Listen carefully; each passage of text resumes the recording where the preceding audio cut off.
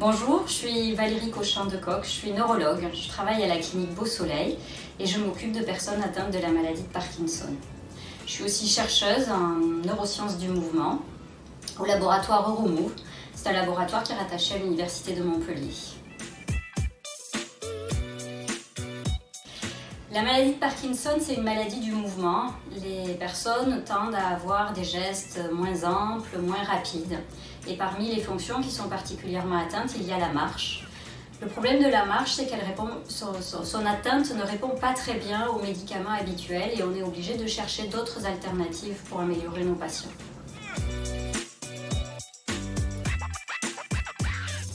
Alors l'activité physique est très bénéfique aux patients atteints de maladie de Parkinson. La mortalité est diminuée grâce à une activité physique régulière, ça a été démontré récemment. Et pourtant, les patients parkinsoniens tendent à avoir moins d'activité physique que des personnes du même âge. Donc c'est vraiment important d'insister sur cette rééducation. Nous, en pratique, on voit bien que nos patients qui sont actifs physiquement, que ce soit dans des activités de loisirs ou avec leur kinésithérapeute, ont une maladie qui évolue bien mieux.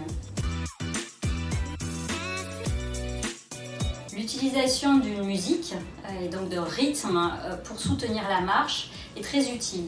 Parce qu'en fait, dans la maladie de Parkinson, il y a un problème de genèse du rythme et la marche est une activité rythmique. Et donc, le fait d'utiliser un rythme extérieur va permettre de compenser un manque de rythmicité interne. Donc en fait, la musique va venir soutenir la marche du patient et lui permettre d'alterner rythmiquement les pas.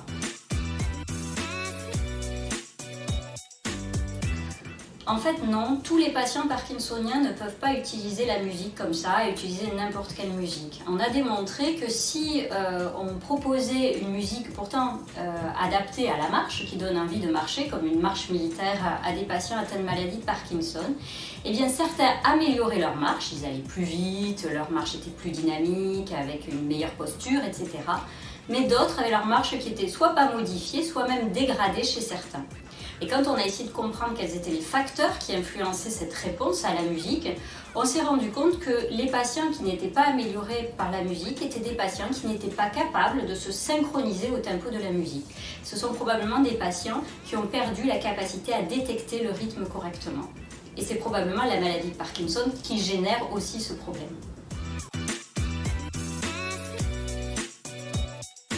Alors pour proposer de la musique à des patients, soit il faut être sûr qu'ils sont capables de détecter suffisamment le rythme et donc que leurs réseaux neuronaux qui permettent de traiter l'information rythmique sont suffisamment conservés, soit il faut créer une application qui synchronise le tempo de la musique à la cadence de marche du patient. Et c'est ce qu'on a fait en créant une application qui s'appelle BeatMove.